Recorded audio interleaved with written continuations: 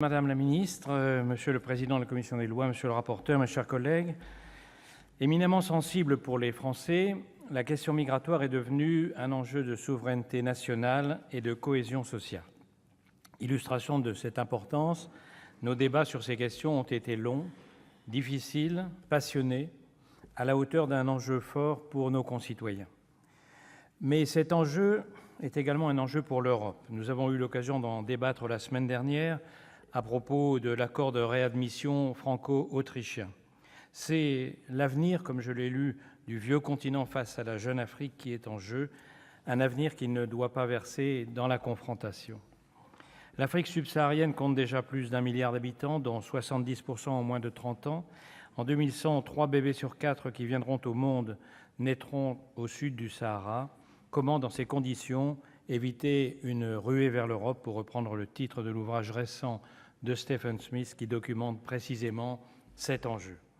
Le vrai défi est là, réussir le développement d'un continent jeune et pauvre, séparé par un bras de mer d'un continent plus vieux et plus riche.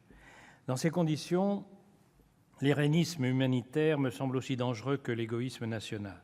Une approche équilibrée, globale et collective est nécessaire, sans verser dans l'outrance des parangons de vertu ou de ceux qui, comme dans la fable d'Ésope, crient tant au loup qu'on ne les écoute plus. Cette nécessité de l'équilibre en matière de politique migratoire se retrouve dans une tradition républicaine qui remonte au moins à la Libération. Depuis la signature de l'ordonnance du 2 novembre 1945 par le général de Gaulle, il existe une continuité politique qui tente de concilier les impératifs proches mais différents de la gestion de l'immigration, de l'intégration et du droit d'asile. En matière d'asile, d'abord, la tradition républicaine repose sur une logique éthique que nous ne devons pas renier. Néanmoins, et c'est l'un des enjeux de ce texte, les procédures doivent être modernisées et les critères clarifiés pour éviter de laisser se développer des attentes infondées ou des situations indignes de notre pays. Je veux parler par exemple des conditions difficiles de travail à la Cour nationale du droit d'asile ou à l'OFPRA, des inefficacités de nos procédures de traitement et de saturation de nos dispositifs d'hébergement, particulièrement en Île-de-France, dans les Alpes-Maritimes et dans le Pas-de-Calais. Quant à la question de l'intégration des étrangers dans notre pays, leur insertion linguistique, économique et sociale est particulièrement insuffisante en comparaison de certaines réussites chez nos partenaires, en Allemagne notamment. Dans un bel article de 1943 intitulé « Nous autres réfugiés », Hannah Arendt décrivait la situation la plus difficile pour le réfugié en terre d'accueil, l'exclusion, le rejet, l'anonymat. « Personne ici ne me connaît », disait-elle. Nous devons faire en sorte que la promesse de l'accueil, une fois ses critères clarifiés, ne soit pas qu'une promesse procédurale, mais bien celle d'une insertion réelle. Nous avons déjà pu évoquer lors de précédents débats l'importance dans ce cadre du droit du travail. Sur le sujet de la maîtrise de l'immigration, le Sénat a proposé un texte qui est très éloigné de la version d'origine proposée par le gouvernement.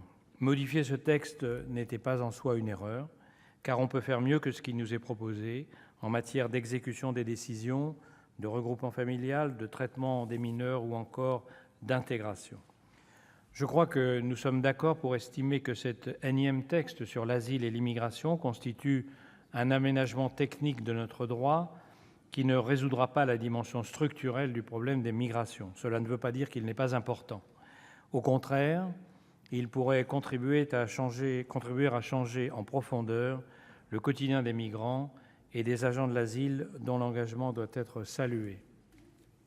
Sur ces questions particulièrement politiques, l'équilibre n'est pas simple à trouver entre, d'un côté, la nécessité d'humanisme, hérité de la tradition française des Lumières, qui demande d'accélérer les procédures et de moderniser le droit des étrangers, et de l'autre, la fermeté indispensable pour rendre les mesures d'éloignement plus réelles pour les déboutés.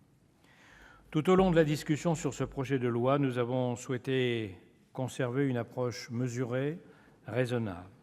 Nous souhaitons rappeler que la question migratoire doit être abordée en France, c'est l'objet de ce texte, mais aussi au niveau européen, sans lequel rien ne sera possible, et au sein des pays sources, tant le développement de ces derniers est une clé déterminante dans la résolution de ce sujet. Madame la ministre, mes chers collègues, nous devons en avoir conscience, la crise migratoire est encore devant nous pour de nombreuses années, et ce n'est qu'avec une réponse coordonnée à ces trois échelons que nous pourrons apporter une réponse empreinte d'humanité et de fermeté, lorsque cela est nécessaire, à la crise que nous connaissons.